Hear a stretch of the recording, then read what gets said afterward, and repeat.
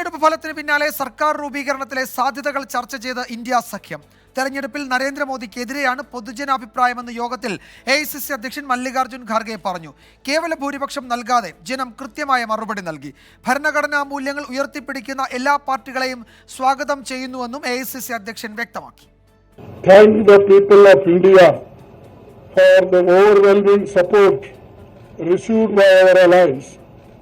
The people's mandate has given befitting reply to the BJP and their politics of hate, corruption and deprivation.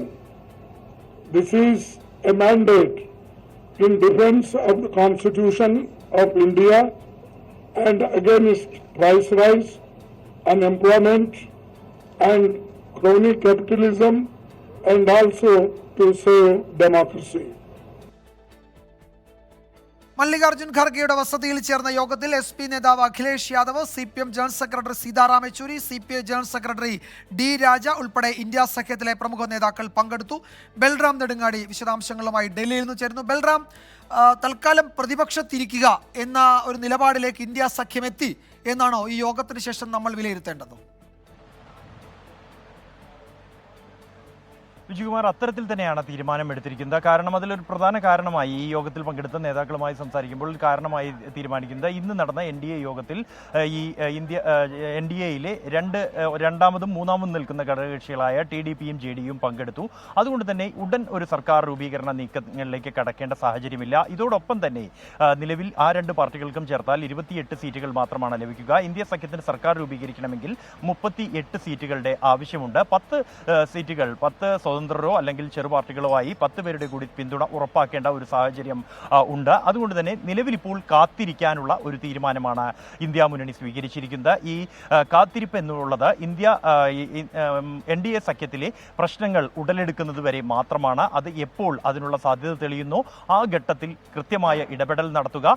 അതിൽ പ്രധാനമായും പാർലമെന്റിൽ വരും ദിവസങ്ങളിൽ നടക്കുന്ന പാർലമെന്റ് സമ്മേളനത്തിൽ ഉൾപ്പെടെ സ്വീകരിക്കുന്ന നയസമീപനങ്ങൾ അത് കൃത്യമായി വിലയിരുത്തുകയും ആ പാർട്ടികൾ തങ്ങളുടെ നയങ്ങളോട് ചേർന്ന് നിൽക്കുന്ന പാർട്ടികളെ കൂടെ നിർത്താൻ ശ്രമിക്കുകയും ചെയ്യുകയും വിവിധ വിഷയങ്ങൾ പാർലമെന്റിൽ ചർച്ചയ്ക്കായി എത്തുന്ന ഘട്ടങ്ങളിൽ ആ വിഷയങ്ങളിൽ എടുക്കുന്ന നിലപാടുകൾ ഉയർത്തിപ്പിടിച്ചുകൊണ്ട് ഈ പാർട്ടികളെ ഈ NDAയുടെ ഭാഗമായി നിലവിൽ നിൽക്കുന്ന പാർട്ടികളെ ഉൾപ്പെടെ അടർത്തിയെടുക്കാനുള്ള സാഹചര്യമുണ്ടാകുമെന്നും കൂടാതെ സ്വതന്ത്രരും ചെറു പാർട്ടികളുടെ പ്രതിനിധികളുമായി എത്തുന്ന അംഗങ്ങളെ ഉൾപ്പെടെ ഇത്തരം നിലപാടുകൾ എടുക്കേണ്ട സമയങ്ങളിൽ കൂടെ നിർത്താനാകും എന്നുമുള്ള ഒരു വിലയിരുത്തലാണ് ഇന്ത്യ മുന്നണി നടത്തിയിരിക്കുന്നത്. നിലവിൽ ഉന്നയിച്ച വിഷയങ്ങൾ അതുമായി മുന്നോട്ട് പോകും.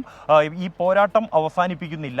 എന്തെല്ലാം വാഗ്ദാനങ്ങളാണോ ജനങ്ങൾക്ക് നൽകിയത് ആ വാഗ്ദാനങ്ങൾക്ക് വേണ്ടി നിലപാടെടുക്കും. എന്തായാലും നരേന്ദ്രമോദിയെ സംബന്ധിച്ചിടത്തോളം അദ്ദേഹത്തിന് ഒരു കൂട്ടുകക്ഷി സർക്കാരിനെ മുന്നോട്ട് കൊണ്ടുപോയുള്ള അനുഭവ പരിചയമില്ല. മുഖ്യമന്ത്രിയായും പ്രധാനമന്ത്രിയായും അദ്ദേഹം നയിച്ചത് മുഴുവനായും തൻ്റെ പാർട്ടിക്ക് മൃഗീയ ഭൂരിപക്ഷമുള്ള ഘട്ടങ്ങളിലാണ്. അതുകൊണ്ട് തന്നെ ഒരു കൂട്ടുകക്ഷി സർക്കാരിനെ മുന്നോട്ട് കൊണ്ടുപോകാനുള്ള മെയ്വഴക്കമില്ലാത്ത നരേന്ദ്രമോദിയെ സംബന്ധിച്ചിടത്തോളം പ്രശ്നങ്ങൾ എടുക്കാൻ എളുപ്പമാണ്. പ്രത്യേകിച്ചും ഒട്ടേറെ തവണ രാഷ്ട്രീയ ചാഞ്ചാട്ടമുണ്ടായ നിതീഷ് കുമാറും TDPയും അടക്കമുള്ള പാർട്ടികൾ കൂടെ നിൽക്കുമ്പോൾ അത് അസാധ്യമാണ് എന്ന് തന്നെയാണ് ഇന്ത്യ മുന്നണിയുടെ വിലയിരുത്തൽ. പ്രധാനപ്പെട്ട കാര്യമുള്ളത് ഈ മുന്നണിക്ക് ഒരു ചെയർമാൻ ഉണ്ടാകുമെന്ന് കേട്ടിരുന്നു. ശരത് പവാറിന്റെ പേരാണ് രാവിലെ കേട്ടത്. ഒപ്പം പ്രതിപക്ഷത്താണെങ്കിൽ ഇനിയും പ്രതിപക്ഷത്തിരിക്കാൻ തീരുമാനിച്ചെങ്കിൽ ആരായിരിക്കും ആ പ്രതിപക്ഷ നേതാവ് പദവിയിലേക്ക് വരിക എന്നൊക്കെയുള്ള ചോദ്യങ്ങൾ ഉണ്ടായിരുന്നു. അതിലെന്തെങ്കിലും സൂചനകളുണ്ടോ ഇപ്പോൾ? വിജയകുമാർ, അത്തരം ചോദ്യങ്ങളോട് പ്രതികരിക്കാൻ ഇന്നെന്തായാലും ഇന്ത്യ മുന്നണി നേതാക്കൾ തയ്യാറായിട്ടില്ല. എന്തായാലും ഈ കൺവീനറോ അല്ലെങ്കിൽ ഇന്ത്യ മുന്നണിയെ ആര് നയിക്കും എന്നതുമായി ബന്ധപ്പെട്ട് ഉള്ള ചർച്ചകളിലേക്ക് കടന്നില്ല എന്നുള്ളതാണ്. നേരത്തെ ഈ യോഗത്തിന്റെ അജണ്ട നിശ്ചയിക്കുമ്പോൾ തന്നെ അത് അജണ്ടയിലില്ല എന്നായിരുന്നു നേതാക്കൾ നൽകിയിരുന്ന മറുപടി എന്നുള്ളത്. ആ വിഷയങ്ങൾ ചർച്ച ചെയ്യുകയോ തീരുമാനമെടുക്കുകയോ ചെയ്തിട്ടില്ല എന്നാണ് നേതാക്കളിൽ നിന്നും മനസ്സിലാക്കാൻ കഴിയുന്നത്. അടുത്ത ഘട്ടത്തിൽ ഈ പാർട്ടികൾ ഇന്ത്യ മുന്നണിയിൽ തന്നെ വിവിധ പാർട്ടികൾ തങ്ങളുടെ സഭാകക്ഷി നേതാവിനെ തെരഞ്ഞെടുത്ത ശേഷമായിരിക്കും അത്തരം ഒരു ചർച്ചകളിലേക്കും മറ്റും കാര്യങ്ങൾ കടക്കുക. നിലവിലിപ്പോൾ ഉടനുണ്ടായ ഒരു സാഹചര്യം ഒരു സർക്കാർ രൂപീകരണം സാധ്യമാണോ എന്നോ BJPയെ ആദ്യഘട്ടത്തിൽ തന്നെ ചെറുക്കാൻ എന്തെങ്കിലും ചെയ്യാൻ കഴിയുമോ എന്നും വിലയിരുത്തുന്നതിന് വേണ്ടിയാണ് ഇന്നത്തെ യോഗം ഇന്ത്യ മുന്നണി വിളിച്ചു ചേർത്തിരുന്നത്. വിജയകുമാർ. ശരി, ബൽറാം നെടുങ്ങാടിയാണ് വിവരങ്ങൾ നൽകിയത്. തൽക്കാലം പ്രതിപക്ഷത്തിരിക്കുക എന്ന സാധ്യതയിലേക്കാണ് ഇന്ത്യ മുന്നണി നീങ്ങുന്നത്. ആഭ്യന്തര വൈരുദ്ധ്യങ്ങൾ NDAയെ ബാധിക്കും. ആ ഘട്ടത്തിൽ സജീവമായി ഇടപെടുക, അത്തരം ഘട്ടങ്ങളിൽ ഇടപെടൽ നടത്തുക എന്നതാണ് ഇന്നത്തെ ചർച്ചകളുടെ ഒരു പൊതു സ്വഭാവമെന്നാണ് ഞങ്ങളുടെ ഡൽഹി ബ്യൂറോ റിപ്പോർട്ട് ചെയ്യുന്നത്.